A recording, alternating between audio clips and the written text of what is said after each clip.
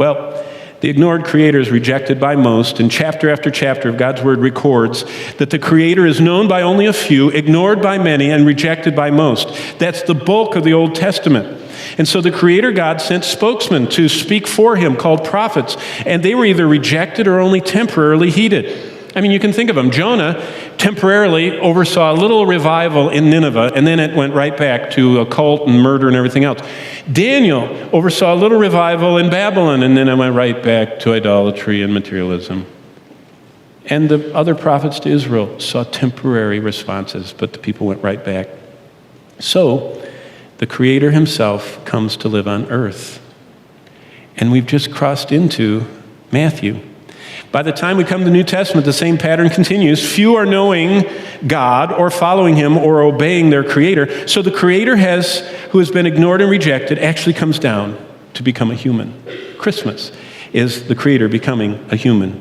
And Christ's life on earth is recorded as a series of scenes of either people ignoring him or rejecting him, with a few interspersed precious scenes of people adoring, revering, and obeying him. But most don't. And that's the New Testament story. Starting with his birth, witnessed by a few wise shepherds, attended by a few wise men, testified by some enthused temple workers, Simeon and Anna.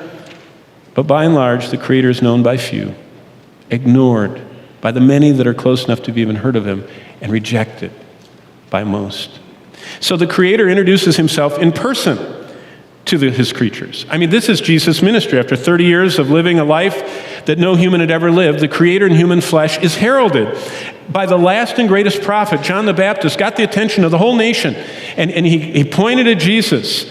And boy, the crowds came, and soon they surged, and the people sniffed out Christ, and they got wowed.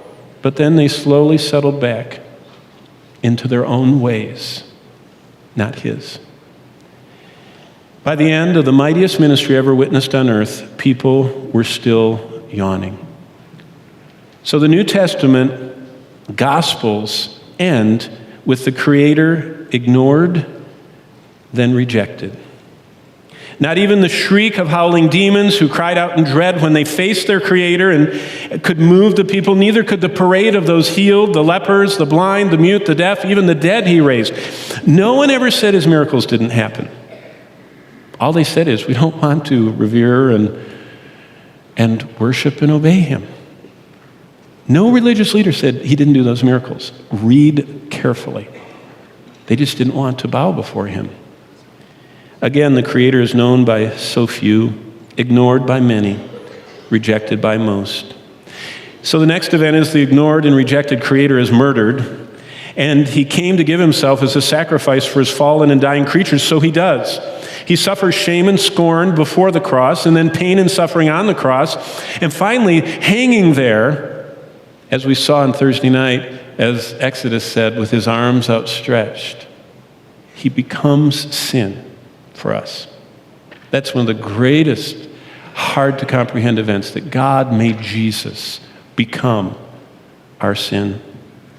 God treated his Son, the Creator, as he hung on the cross like he had committed every sin we would ever commit.